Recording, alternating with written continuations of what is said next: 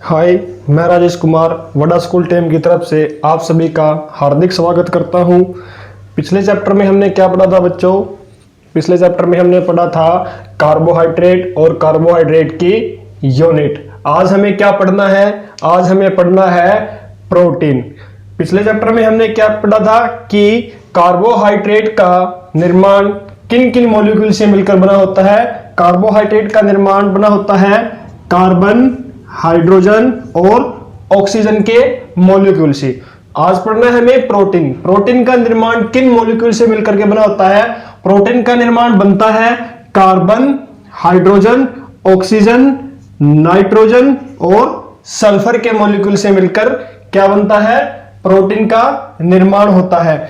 अब इन तत्वों से मिलकर क्या बनता है? प्रोटीन। अब प्रोटीन का फॉर्मेशन, निर्माण कहां होता है? प्रोटीन का निर्माण होता है हमारा अमीनो एसिड में। कहां पे? अमीनो एसिड, अमीनो अम्ल में क्या होता है? प्रोटीन का निर्माण होता है। अब हम बोल सकते हैं amino acid is basic unit of किसकी? Protein. Cell is the basic unit of life. Amino acid is the basic unit of protein. Amino अम्ल जो है वो मूलभूत इकाई है किसकी? प्रोटीन की। क्यों बोलते हैं इसको अमीनो एसिड की बेसिक यूनिट? अभी बताते हैं, देखते तो ना। हमारा कौन सा ग्रुप होता है? R alkyl group. Alkyl group है। इसके नीचे कार्बन, इसके नीचे हाइड्रोजन, इधर COOH। इस पे कौन सा चार्ज होता है? Negative charge. और इधर NH2, इसके ऊपर कौन सा चार्ज होता है? Positive charge. जिस किसी भी मॉलिक्यूल के ऊपर पॉजिटिव और नेगेटिव चार्ज हो, जिस किसी भी मॉलिक्यूल पर पॉजिटिव और नेगेटिव चार्ज हो, उसको हम कौन सा मॉलिक्यूल बोलते हैं? इस पे यहां पे नेगेटिव चार्ज है, यहां पे पॉजिटिव चार्ज है, तो हम इसको कौन सा मॉलिक्यूल बोलेंगे? इसको हम बोलेंगे एम्फोटेरिक मॉलिक्यूल,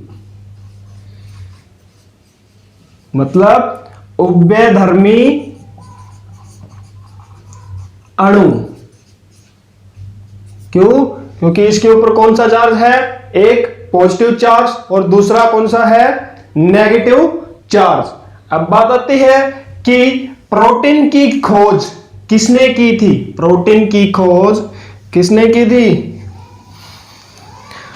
प्रोटीन की खोज करी थी किसने? मुल्लर नाम के साइंटिस्ट ने। प्रोटीन की खोज करी थी मुल्लर नाम के साइंटिस्ट ने। इसके बाद में आता है कि 1 ग्राम प्रोटीन से हमें 1 ग्राम प्रोटीन से हमें कितनी कैलोरी ऊर्जा मिलती है? 1 ग्राम प्रोटीन से हमें मिलती है 4.2 कैलोरी ऊर्जा। 1 ग्राम प्रोटीन से हमें कितनी ऊर्जा मिलती है? 4.2 कैलोरी ऊर्जा। इसके बाद में आती है कि हमें एक दिन में औसतन कितनी कैलोरी की आवश्यकता होती है?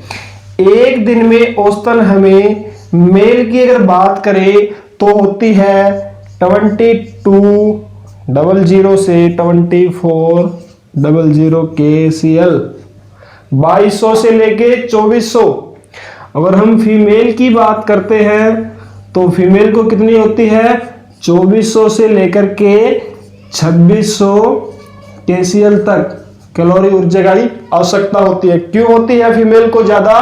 क्योंकि फीमेल जो है काम भी तो ज्यादा करती है। ये हमारी एक दिन की औसतन है। कहीं कम ज्यादा हो तो सोचो कि गलत पढ़ा दिया। ये औसतन एवरेज बता रहा हूं मैं, 2200 2400 से और 2400 से 2600 के बीच, ये हमारी औसतन एवरेज है। इसके बाद आता है कि हमें एक दिन में कितना ग्राम प्रोटीन खाना चाहिए? एक दिन में हमें 60 ग्राम प्रोटीन पर डे खाना चाहिए। किसके अकॉर्डिंग? ये हमें खाना चाहिए बी, आईएमबी के अकॉर्डिंग कितना प्रोटीन खाना चाहिए? 60 ग्राम। ये आईएमबी क्या है? ये है हमारी इंडियन मार्केट ब्यूरो। इसके अकॉर्डिंग हमें एक दिन में 60 ग्राम प्रोटीन की आवश्यकता होती है। अब कुछ सोर्स है जिसमें हमें किस से क्या मिलता है? दाल से हमें कौन सा प्रोटीन मिलता है, गेहूं से हमें कौन सा प्रोटीन मिलता है? तो ये लिख लो, दाल, पल्स दाल। दाल से हमें कौन सा प्रोटीन मिलता है? दाल से हमें मिलता है पार्ले मीन्स। पार्ले मीन्स। इसके बाद में है मिल्क, दूध।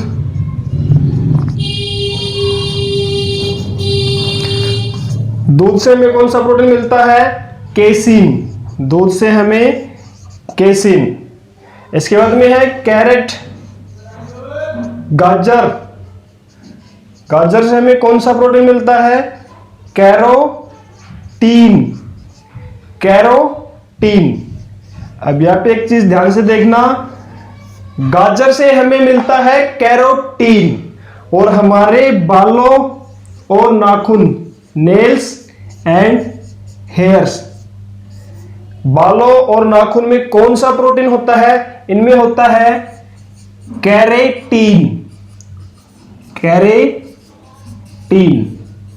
ये कैरोटीन है और ये कैरेटीन है, दोनों में फर्क है, कभी दोनों को एक समझो। अब बालों से हमें कौन सा मिलता है? बालों से हमें मिलता है अल्फा, और बीटा किससे मिलता है? बीटा हमें मिलता है कैब वोब से, मतलब मकड़ी के जाल से। और बालों में कौन सा होता है? Alpha protein. इसके बाद में होता है स्किन, त्वचा। त्वचा के अंदर कौन सा प्रोटीन होता है? त्वचा के अंदर होता है कोलेजीन। त्वचा में कौन सा होता है? कोलेजीन प्रोटीन। इसके बाद में है कि अगर प्रोटीन की मात्रा ज्यादा हो जाए, access protein, access protein, protein की मात्रा अगर ज्यादा हो जाएगी तो क्या होगा? प्रोटीन ज्यादा होगा, प्रोटीन को तोड़ेगा कौन? लीवर। लीवर क्या काम करेगा? उसका ब्रेक डाउन करेगा। क्या करेगा? Break down. और ब्रेक डाउन करके क्या बनाएगा? NH3। NH3 मतलब अमोनिया। क्या बनाएगा? अमोनिया। अमोनिया अगर हमारे शरीर में ज्यादा होगी तो वो क्या बनाएगी? वो बनाएगी यूरिया। यूरिया बनेगी। यूरिया हमारे क्या काम करेगी? यूरिया हमारी किडनी को क्या करेगी? डैमेज करेगी। बात समझ में आई कि अगर प्रोटीन की मात्रा ज्यादा हो जाएगी तो प्रोटीन का ब्रेकडाउन कौन करता है? लीवर। लीवर ने प्रोटीन का ब्रेकडाउन किया, ब्रेकडाउन करने के बाद क्या बनाया? NH3 ammonia. अमोनिया ज्यादा होगा तो क्या बनेगी? यूरिया। यूरिया ज्यादा बनेगी। यूरिया ज्यादा बनेगी तो वो क्या करेगी? हमारी किडनी को डैमेज करेगी।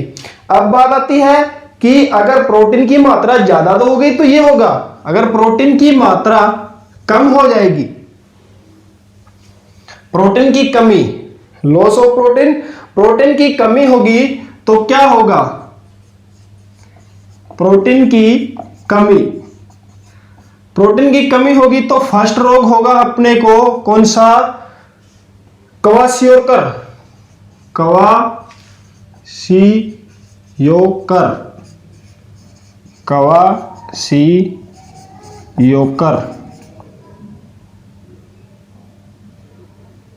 क्वाशियोकर, इसमें बीच में रह आएगा भाई, क्वाशियोकर।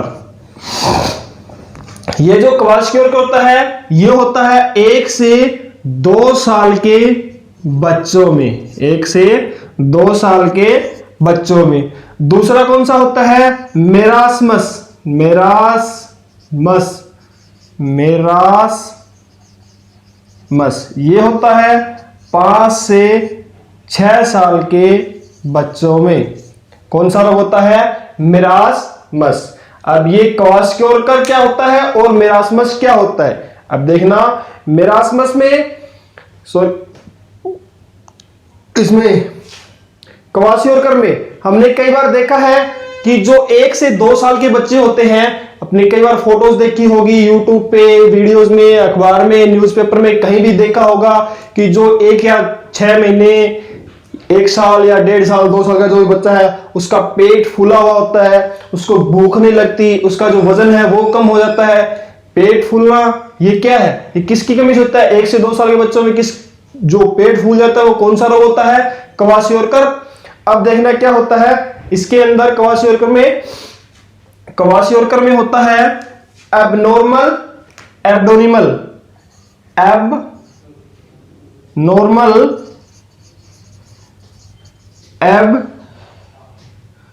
एब्डोनिमल मतलब पेट फूल जाता है। बच्चों का 1 से 2 साल के जो बच्चे होते हैं उनका पेट फूल जाता है। दूसरा लॉस ऑफ एपीटाइट, भूख ना लगना, बच्चों को क्या नहीं होती? भूख नहीं लगती। तीसरा वेट